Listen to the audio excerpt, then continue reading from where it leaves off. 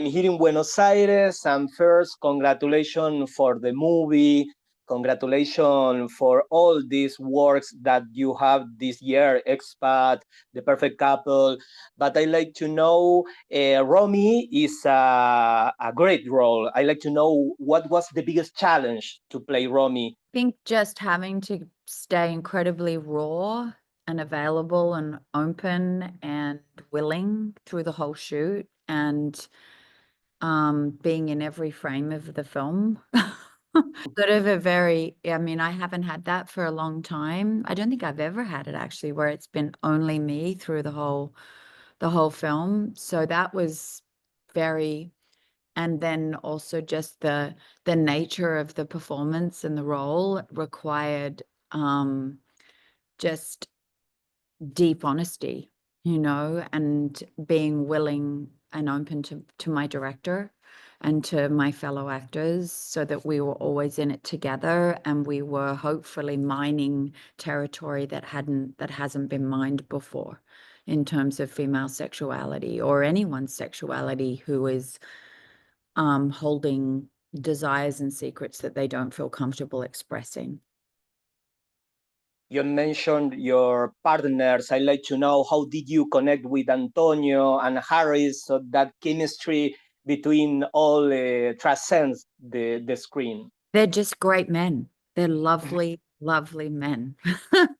And both of them showed up so available to me, wanting to talk, wanting to create fully rounded characters. So with Antonio, creating the marriage together, he's such a he's so talented and he has great ideas, but he's also just a very warm, open man, and he's made so many films and he's so experienced. So he was able to encourage me and hold me and give me a very, very safe, warm place to create the marriage from.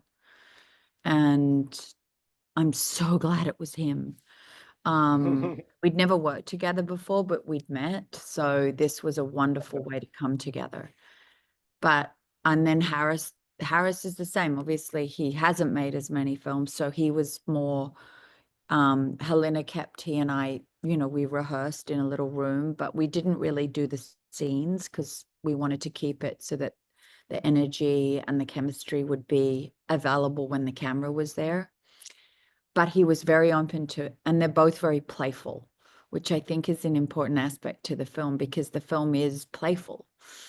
It's meant to have comedy, it's meant to have things that confront you, but it's also meant to be fun, you know, so that as you're laughing or as you're opening up, and then when something happens that you think should not be happening or disturbs you, the film has still hopefully enticed you in.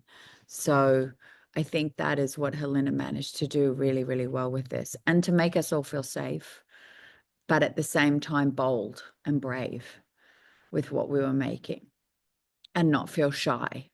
The film talk about the dynamics of power in workplace and real life. How do you think its representation has been changing in cinema? Does it accompany the change of time or paradigm?